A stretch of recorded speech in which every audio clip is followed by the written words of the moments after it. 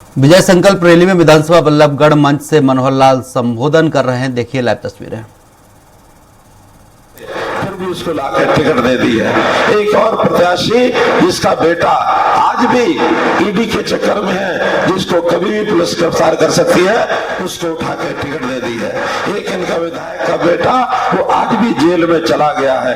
अपराधियों का ये गिरोह है, अपराधियों के गिरोह से बच के रहना है। 2013-14 से पहले जिस प्रकार के हालात देश के थे, आज सुधरे हैं।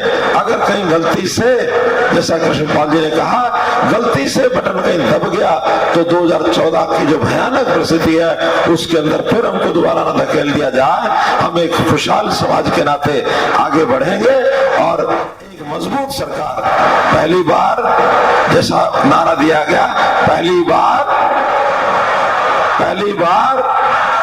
और मैं कहूंगा मोदी सरकार, आपने कहा तीसरी बार मोदी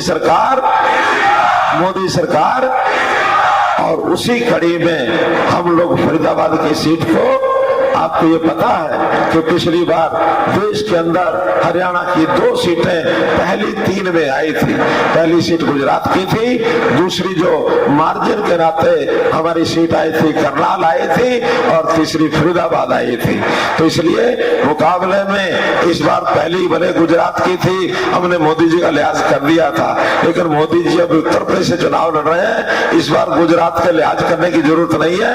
तो पहली दूसरी फिर हरियाणा में लेके आनी है, ये अपने को संकल्प करना है। अब रह गया ये कि उस पहली सीट का मुकाबला करनाल और फरीदाबाद का कृष्णपाल जी ने पिछली बार कह दिया था कि मुकाबला करेंगे। भाई कृष्णपाल जी, अगर मुकाबला करना था तो ये जो खेल के नियम, इसका उल्लंघन नहीं करना था। खेल का नियम ये कहता है कि जिसके साथ मुकाबला हो उसको अपने पक्ष में मत लाओ। अगर मेरे से मुकाबला करना है तो फिर आपको मुझे यहाँ नहीं बुलाना चाहिए ना।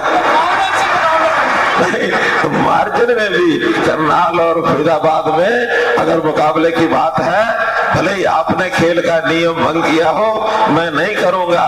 मैं चाहूंगा कि करनाल की बजाय फरीदाबाद को नंबर 1 पर ले आओ, मुझे उसमें भी प्रसन्नता होगी, मुझे कोई दिक्कत नहीं है। अगर हरियाणा की सीट देश में नंबर 1 पर आए, वो फरीदाबाद आए या करनाल आए या कोई और सीट आए, हमने तो संकल्प लिया है, मोदी जी को गारंटी दी है कि हरियाणा की 10 की 10 सीटें लोकसभा की और करनाल विधानसभा की सीट जो हमारे मुख्यमंत्री जहां से प्रत्याशी हैं, 11 के 11 कमल खिला करके मोदी जी की झोली में ले जाकर डालेंगे 4 जून को। इसलिए मित्रों, 25 मई का ध्यान रखना है कि 25 मई को इतना मतदान करो, भारतीय जनता पार्टी के हित में मतदान करो और लोगों के मन में एक भावना चली जाए, क्या 25 मई कांग्रेस गई, 25 मई कांग्रेस गई। और जब वो परिणाम आए, उस परिणाम के दिन 4 जून आई, भाजपा भाई, ये रिजल्ट निकलना चाहिए। 4 जून आई और सबको भाजपा भाई, ये निर्णय उसमें से निकले।